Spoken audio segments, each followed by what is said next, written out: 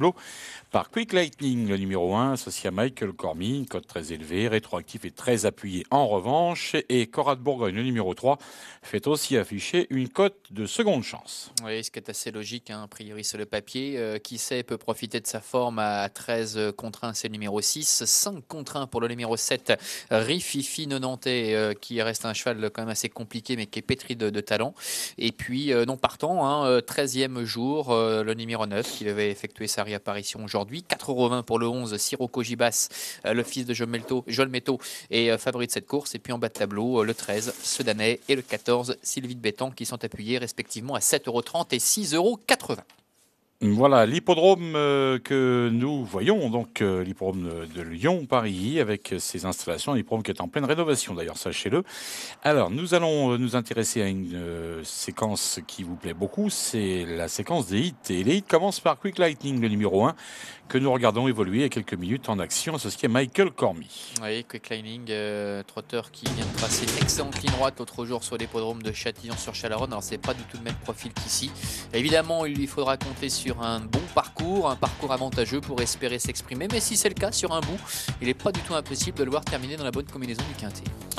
Un trotteur qui possède également des atouts avant-coup, même s'il n'a pas forcément percé ces derniers temps, c'est bien rétroactif, le numéro 2, que nous voyons actuellement en pleine action à la casaque de M. Tamburini. Oui, encore que sa dernière sortie ne soit pas négative, hein. Il y avait quand même un drôle de lot, hein. Reyes, Roberta, Rire Mutin, le lauréat du prix de la Côte d'Azur. C'est vrai qu'il y avait quand même du beau monde, avec un train qui avait été vraiment très très soutenu. Là, l'opposition est moindre, hein, quand même, hein, pour rétroactif. On peut penser que s'il répétait à peu près la même valeur, il aurait l'occasion ici de briller. Il a l'air d'aller vite en tout cas, Ouais, même mais il s'il est se pas très dérègle carré, un petit peu. Oui, c'est des règles un peu derrière. On l'a constaté. Hervé Chauvelafet présente Ringen de Gentine, le numéro 5, un trotteur qui sera proposé à 17 contre 1, surprise possible, même s'il est un peu rond. Oui, puis c'est un cheval qui n'était pas forcément mieux physiquement ces derniers temps. Et puis alors, il a connu des parcours vraiment épouvantables, hein, notamment sur les podiums de Cannes-sur-Mer, le nez au vent, ne pouvait pas se rabattre. Mais sur ce qu'il a fait l'année dernière, attention. Oui, ça c'est un drôle de cheval, hein, qui n'est jamais meilleur que lorsqu'il peut prendre rapidement les devants, hein. Autre trotteur capable de nous surprendre à cette époque toujours, c'est le numéro 6 qui sait, il reste sur une belle performance. Oui, battu par un cheval en forme, Romain Dupontal, la dernière fois sur les podiums de Saint-Galmier. C'est vrai qu'il risque de se retrouver assez loin au début de parcours parce que c'est pas forcément un très très bon débouleur.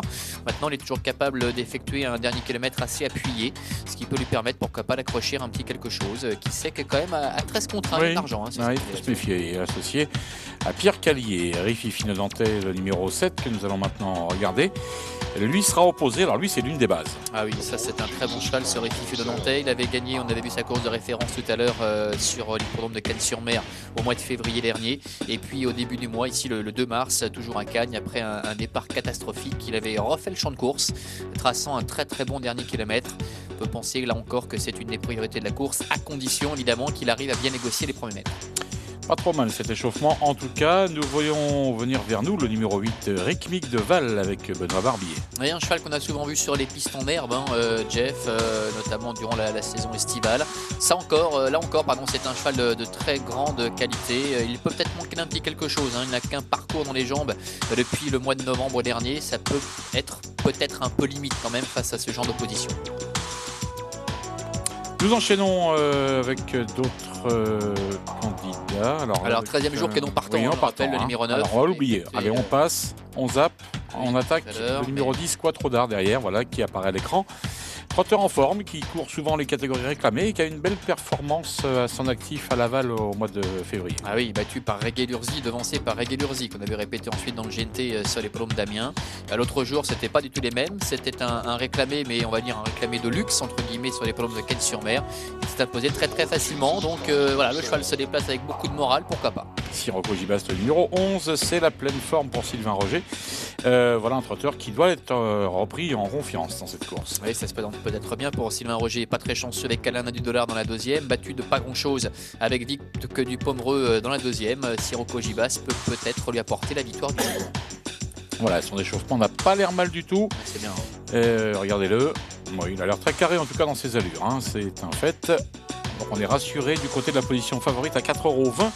On enchaîne avec un extrême outsider qui aura du mal à se hisser au premier rang. Princesse de Selvi, qui a d'ailleurs des couronnes de santé. Je pense qu'on peut rayer. Elle n'a couru qu'une fois depuis le mois de novembre 2012. Hein. Ça fait loin. C'est une rentrée. Aujourd'hui, elle a connu des soucis de santé. Elle va tomber sur des chevaux très affûtés.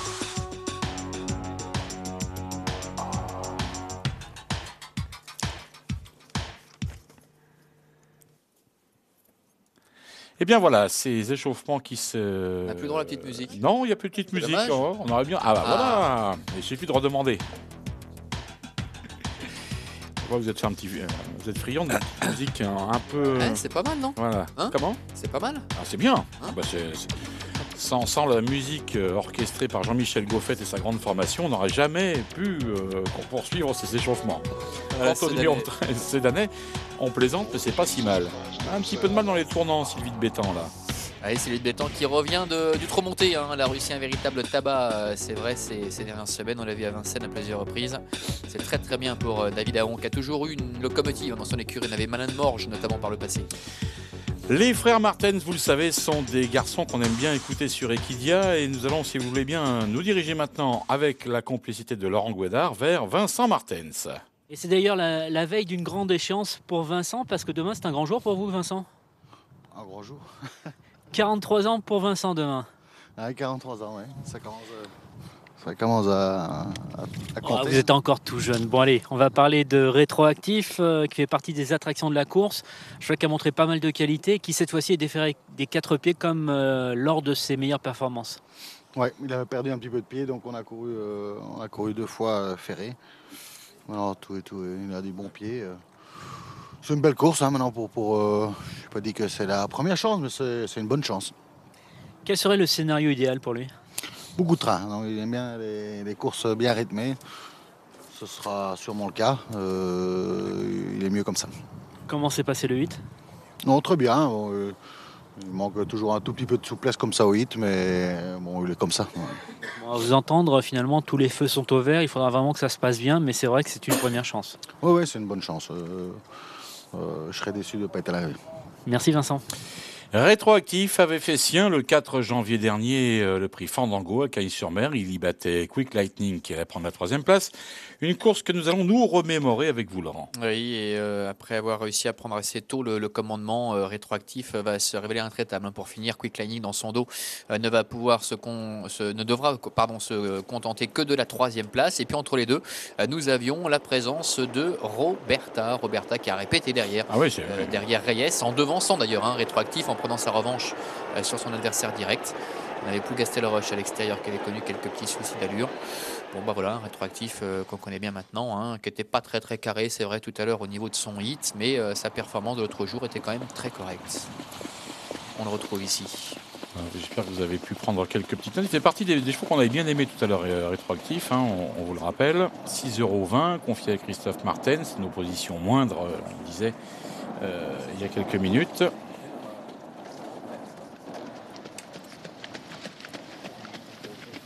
Alors qu'on a ici Quattro d'Art, le numéro 10. On va évoquer maintenant le cas de Sirocco Gibas. Hein, c'est important, c'est le favori de Jeff. Il est à 4 €. Sylvain Roger a tout dit tout à l'heure au micro de Laurent. Sylvain, Sirocco Gibassé reste sur une 8e place à Vincennes, mais cette fois-ci il descend quand même de catégorie. Oui, il descend de catégorie. Mais la dernière fois, il m'avait déçu. Je ne sais pas ce qu'il avait. Pas de gaz, pas d'allant. On a fait des prises de sang. Il n'y avait rien d'anormal. Donc là, j'espère qu'aujourd'hui, il va se réhabiliter. C'est vrai que c'est un bon cheval et qui semble-t-il est peut-être meilleur sur piste plate. Ouais, sur des grandes pistes et puis piste plate, c'est certain. Donc on va voir aujourd'hui. Normalement, il a un bel engagement. On va essayer d'en profiter. Comment voyez-vous cette course? Il y a de l'opposition. Il y a quand même des bons chevaux. Après, je vais essayer plutôt de faire le dernier kilomètre que de venir trop tôt devant. Bon, a priori, avec un parcours sans encombre, une place est largement à sa portée. Oui, voilà. Si c'est le vrai Sirocco Gibas, normalement, il devrait être dans le quintet. Merci. C'est tout dit, Sylvain Roger. Ces chevaux sont assez en forme en ce moment. On peut le suivre, je pense, en confiance. Et il peut, de surcroît, ici, justifier la position favorite qu'il occupe. Le cheval est en action. Regardez-le. Faites-vous une nouvelle idée. On va essayer de venir en progression avec lui aujourd'hui. J'aurais bien voulu voir d'autres concurrents à quelques instants du départ, comme Ringen de Gentil, le numéro 5, qui, je le pense, est capable de se montrer tout à fait à la hauteur dans cette course. C'est un dur à cuire, hein, Ringen, hein. Mais c'est un bon cheval. Hein. Un cheval qui est doté d'un drôle de tempérament, alors qu'on retrouve ici Sedanais avec Jean-François Sonnet. Voilà, Rythmique de Val. Il peut sans doute manquer encore d'un petit quelque chose avec Benoît Barbier. Oui, la cote est très élevée de surcroît. Hein. Ah, on voit le plusieurs. Là, on a Quick Lightning Glass, on a Princesse de Savie, le 14 également. Il s'agit de Sylvie de Bétan. Sylvie de Bétan, 6,70 €, c'est pas mal du tout. Qui avait un petit peu de mal dans les tournants tout à l'heure, mais bon. Et tout à l'heure Bien en méchant. face, Rififi de Nantais, Jeff a fait un canter qui était assez plaisant également. Ouais. Ça vous a plu? C'était pas mal.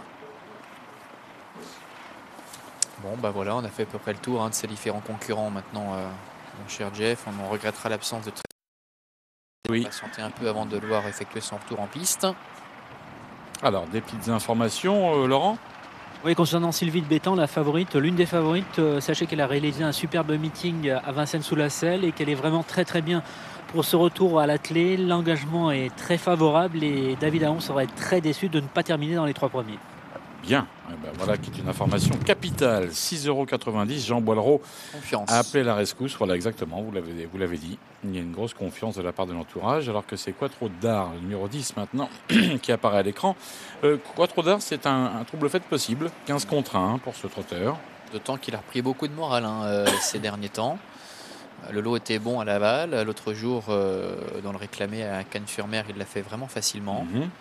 Donc on ne va quand même pas le laisser de côté, pourquoi pas pour une petite surprise. Puis si la surprise, Jeff, venait de Quartz de Vinci numéro 4 qu'on avait tout à l'heure à l'image, on a vu dans la presse que le Ludovic Pelletier était quand même assez confiant et on le sait, c'est un cheval qui a de la qualité, il l'a prouvé à plusieurs reprises à Vincennes. Ouais. Bon, maintenant c'est un trotteur qui reste un peu intermittent, donc c'est son petit défaut.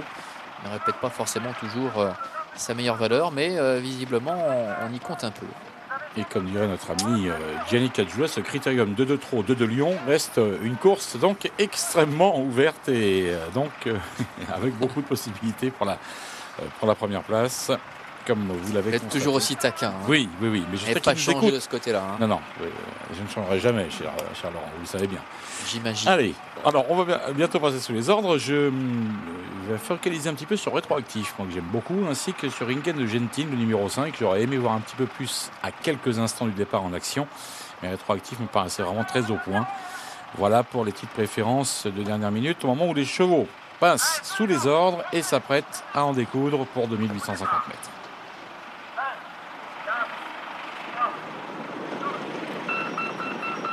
Faux départ. Bon, alors, nous avons un faux départ. Rififi de Nantais peut-être pas forcément très bien parti, Jeff. Qu'est-ce qui s'est passé? Alors, regardons voir si on peut essayer de comprendre un petit peu ce qui s'est réellement passé, qui a occasionné ce faux départ. Est-ce qu'il y a des chevaux qui entrent en contact, peut-être? Alors, peut-être le 6, nous dit-on, qui sait? Qui sait? Cheval d'Yvan Berger. Le flécher, mais il est ici, la casaque. Ouais, au centre, là, ouais. Oui, on le voit ici. Peut-être un peu pressé devant. Oui, apparemment, c'est ça, regardez. Ouais, c'est possible. Pierre Callier. Pourtant pas un cheval qui déboule vraiment en général. Regardez Rififi de Nantais en dehors. Alors peut-être dû au fait également qu'il était repris par Yannick Alain-Briand. Alors, ils vont se rassembler à nouveau. Bon, alors, le 6, qui c'est?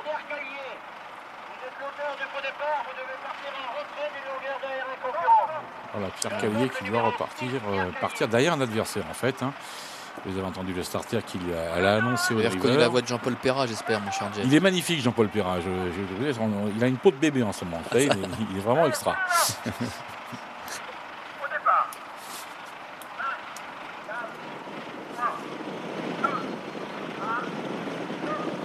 Allez, c'est parti pour le quintet Critérium de Trot de Lyon avec une bonne mise en jambe, notamment à l'extérieur pour Ricmic de Val, avec Sirocco Gibas également qui fait partie du groupe de tête. On reconnaît également Cora le Bourgogne avec un peloton qui est assez groupé dès le départ, avec Ringen de Gentine qui est à la corde. Pour l'instant, Quartz de 26 se retrouve à l'arrière-garde en compagnie également de Kissé, Ricmic de Val qui accélère pour venir à la hauteur. Le Ringen de Gentine, Cora de Bourgogne, Sirocco Gibas, Sylvie de Bétan sont tous très groupés avec Rétroactif.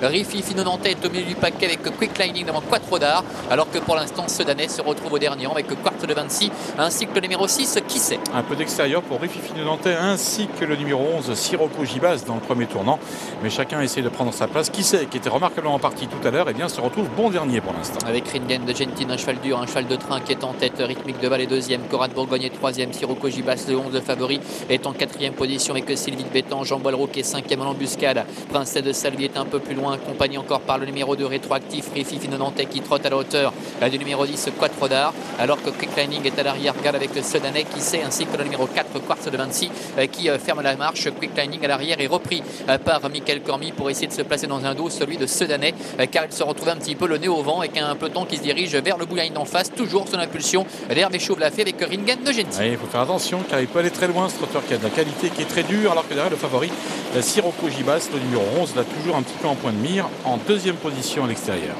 Ils vont sortir du tournant dans quelques instants. Ringen de Gentil qui contrôle la situation avec Conrad Bourgogne.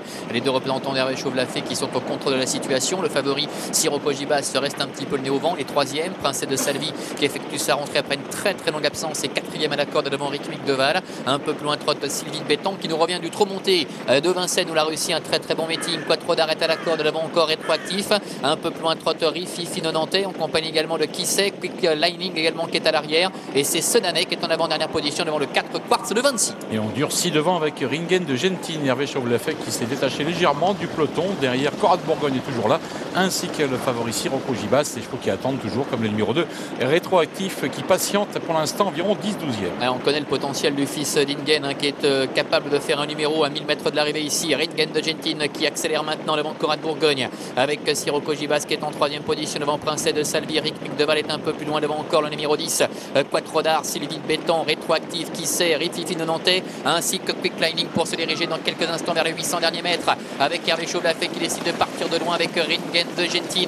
Conrad Bourgogne est en deuxième position. Sirocco Gibas est là tout près devant encore Sylvie de Béton qui est décalée maintenant par Jean Boileau qui vient à la hauteur de Rythmique Deval. À la corde trotte Princesse de Salvi devant qui sait, ainsi que rétroactif qui essaie de réagir, mais ils sont encore assez loin tout de même des premiers. Car il tient bon devant le numéro 5 Ringen de Gentil qui aborde le tournant final au commandement, qui est toujours là. Attention à l'attaque également du favori qui va bientôt passer à l'action, c'est Sirocco Gibas lancé par Sylvain Roger. Ringen de Gentil en tête pratiquement depuis le départ avec Sirocco Gibas qui est deuxième, Sylvie de Béton qui vient complètement à l'extérieur. Un peu plus loin trotte Conrad Bourgogne avec Rythmique Deval également rétroactif qui essaie de réagir. Les autres sont beaucoup plus loin avec Ringen de Gentil en tête, Conrad Bourgogne qui est décalé maintenant avec Sirocco Gibas au contraire qui se rapproche au centre. Un peu plus loin trotte Sylvie de Béton avec qui sait également qui essaie de se rapprocher maintenant à l'extérieur. Ringen de Gentil, Sirocco Gibas qui bataille pour la victoire. Sirocco Gibas qui met la pression sur Ringen de Gentil maintenant. Ringen de Gentil, Sirocco Gibas se botte à 50 mètres du poteau. Ringen de Gentil, Sirocco Gibas sur le poteau qui l'emporte.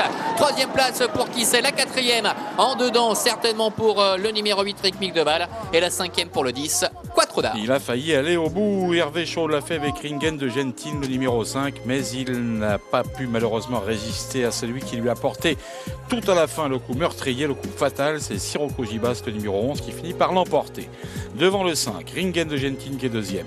Ensuite, on a la troisième place pour qui c'est, le numéro 6, un cheval qui est toujours bien à cette époque de l'année, présenté par Yvan Berger. Et la quatrième place pour le numéro 8, Rythmique Deval, 52 contre 1. Ça, c'est l'extrême outsider. Et le numéro 10. Je crois que c'est le 14, Jeff. Il doit y avoir un petit avantage pour le 14 Sylvie de Béton. Ouais, je crois, on va regarder ça ensemble et on va mettre photo 14 et 10 peut-être pour la cinquième place pour être sûr. Bon, il m'a semblé pourtant que le numéro 10, mais bon, si je suis pas certain, c'est ça, c'est que vous avez bien vu. Cher Laurent, 10-14 photos, cela s'impose évidemment. Alors, vous avez noté le numéro plus gagnant qui est le 0152 concernant la tirelire, qui est une belle tirelire en ce moment, 5 millions 2 ou 3, je ne sais plus. Alors, on regarde la ligne d'arrivée.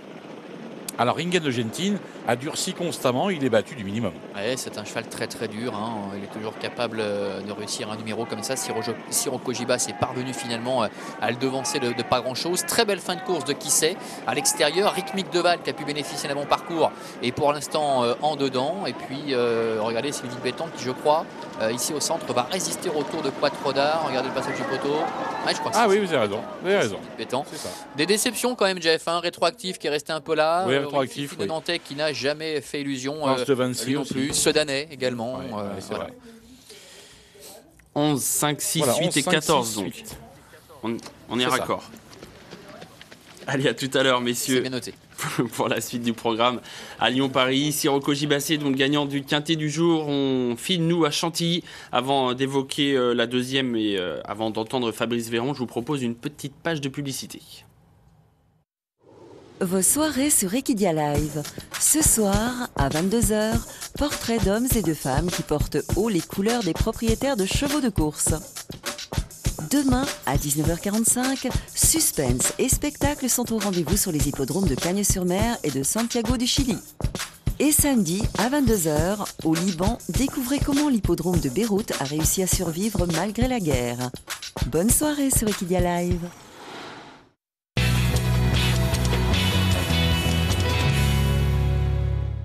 Day for Night a remporté la première course à Chantilly. C'est Fabrice Véron qui était son jockey. Il a répondu à chaud aux questions de Thibaut Marlin. Fabrice, vous aurez la marque avec votre pouliche pour sa rentrée. Elle avait déjà accusé de net progrès entre sa course de début et sa deuxième sortie en 2012. Oui, c'est une jument qui galopait beaucoup, qui avait une grosse action de galoper des genoux, qui perdait un petit peu de temps à galoper. C'est pour ça qu'elle avait débuté moyennement. On l'aimait déjà bien le matin. La dernière fois, elle avait bien gagné. Et là, aujourd'hui, ce qu'elle fait, c'est correct. C'était une vraie rentrée. J'ai pas mis une claque sur le cul. La jument, elle travaille très très bien aujourd'hui. Une belle victoire de Day for Night que l'on retrouve ici en pleine lutte à mi-ligne droite de la première course. Une épreuve qui était réservée aux pouliches. Et on a le pendant dans la deuxième pour les poulains. On va faire le point avec Gianni sur les partants de ce deuxième rendez-vous avec un grand favori. Gianni, c'est le rouget, l'As Saint-Aignan. Jean-Claude Roger qui est d'ailleurs le tenant du titre, Anthony, puisqu'il s'était imposé l'an passé avec Syndic dans ce prix de 40 ans. Les concurrents qui quittent le rond de présentation. Un coup d'œil donc sur les forces en présence. Un grand favori, Saint-Aignan, effectivement, vous l'avez dit, c'est le numéro 1. C'est un cheval qui a déjà gagné 2 courses depuis le début de sa carrière.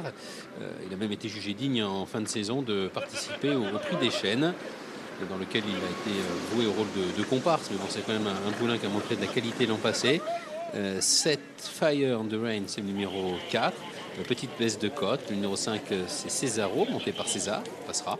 Et le numéro 6, Solo. Et Forfait, Freddy Head, qui a fait forfait également dans le round de nuit, la 7e course, sa pouliche Mayada. Voilà, Saint-Aignan, la casaque de monsieur Augustin Normand, portée par Grégory Benoît. Ici, Set Fire on the Rain, le confié à Jérôme Cabre. 2 poulains qui sont au canter. Saint-Aignan qui a gagné 2 courses. Notez toutefois qu'il débute aujourd'hui sur piste en sable fibré. On va le retrouver dans ses œuvres, le fils de Verglas, entraîné par Jean-Claude Rouget, qui fait donc son retour aujourd'hui, pas revu depuis le prix des Chênes, le 22 septembre dernier. Et on le retrouve au cours du meeting de Deauville, à l'occasion de son avant-dernière sortie, le prix du logis Saint-Germain. Et Saint-Aignan, ce jour-là, allait dominer Charming Touch, qui est ici à son intérieur. Et comme vous pouvez le constater, il y a quand même beaucoup d'écart entre les 2 premiers et le reste du peloton. On va compter 8 longueurs. C'est Plaine Monceau qui est 3e. Qui a gagné d'ailleurs à Marseille hier.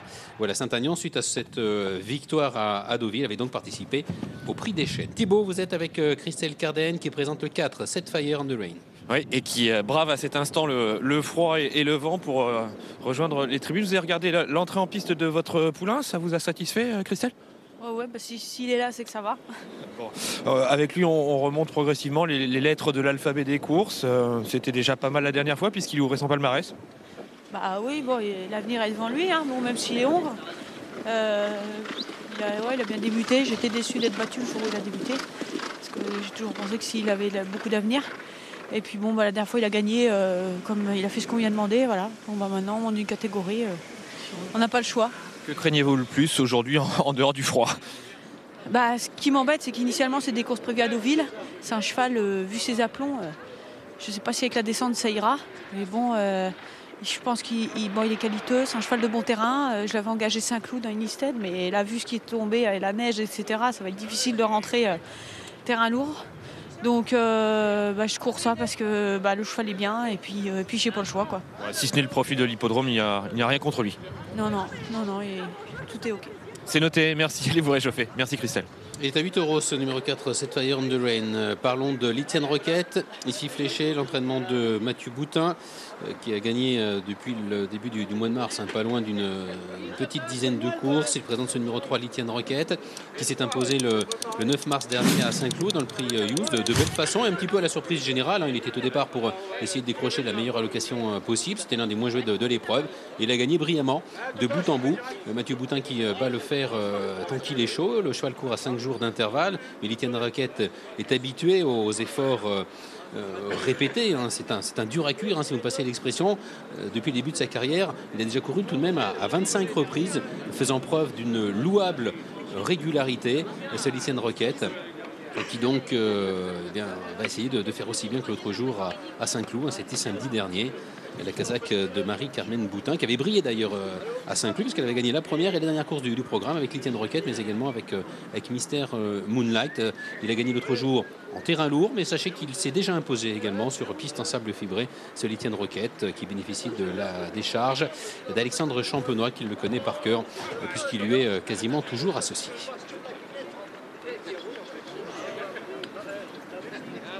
Cesaro est l'autre concurrent ayant effectué une rentrée au départ de ce prix de 40 ans, c'est le numéro 5.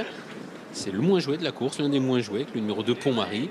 Le Pont-Marie qui fait sa rentrée, c'est l'entraînement de Fabrice Chappet.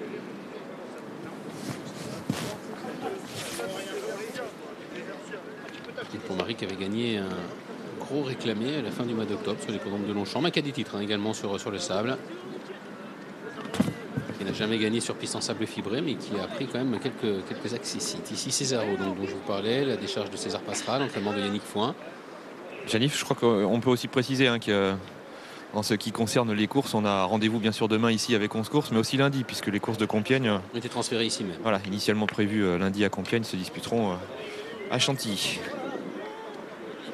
Puis une épreuve que vous l'avez souligné, qui avait souri l'an passé à M. Jean-Claude Rouget, oui. Et ce qui avait été le cas d'ailleurs les 3 années précédentes. Duré, Laristan, Warpower, et Syndic en dernier lieu. Qui tente la passe de 4. Saint-Agnan bénéficiant d'un bon engagement.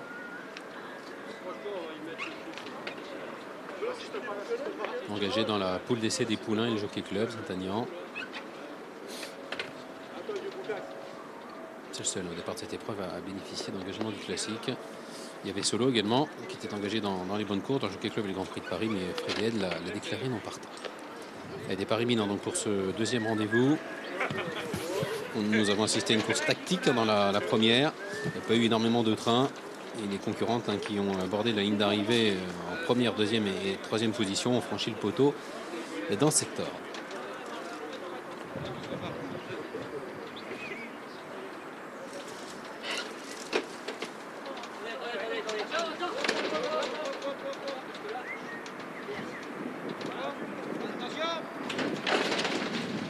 Le prix de 40 ans, c'est la deuxième course, une course B qui s'adresse aux 3 ans, au mâle de 3 ans. Le favori, c'est Saint-Agnan. Côté corde, relayé par l'Etienne Roquette qui prend l'avantage. Saint-Agnan dans son sillage avec 7 Fire on the Rain qui vient à l'extérieur. Cesaro étant un petit peu plus loin. Pont-Marie galope pour le moment tout à l'extérieur. L'Etienne Roquette, comme il l'a fait l'autre jour sur les colonnes de Saint-Cloud, qui est en tête. Avec Pont-Marie qui vient maintenant se placer à son extérieur. Saint-Agnan est en 3e position côté corde. Flanqué à son extérieur par le numéro 4, 7 Fire on the Rain. Et c'est Cesaro qui occupe la 5e et dernière place. Etienne Roquette qui est toujours aux commandes. Pont-Marie à 3/4 de longueur. Saint-Agnan le favori qui est 3e côté corde. 7 Fire on the Rain venant un petit peu plus loin, précédant le 5 Cesaro. Devant les écuries, l'Etienne Roquette qui règle toujours l'allure avec Pont-Marie qui est en 2e position à 3/4 de longueur. Saint-Agnan le favori qui vient côté corde. 7 Fire on the Rain à son extérieur avec le numéro 5 Cesaro qui est toujours en position de serre-fil. Le tournant abordé en tête par l'Etienne Roquette, Pont-Marie 2e, la 3e place occupée par Saint-Agnan. Nous avons 7 Fire on the Rain en 4e position et Cesaro qui ferme toujours la marche. Etienne Roquette qui a toujours l'avantage sous la selle d'Alexandre Champenois avec Pont-Marie qui est 2e. Saint-Agnan le favori qui vient en 3e position. 7 Fire on the Rain un peu sollicité par son jockey pour garder sa place. Cesaro toujours en position de lanterne rouge. Ligne d'arrivée un petit peu plus de 400 mètres encore avec l'Etienne Roquette qui a l'avantage. Pont-Marie maintenant qui lui met la pression avec Saint-Agnan dont le jockey s'est décalé de la corde qui passe maintenant à l'offensive à l'extérieur. 7 Fire on the Rain venant un petit peu plus loin. Cesaro qui tente de progresser côté corde. L'animateur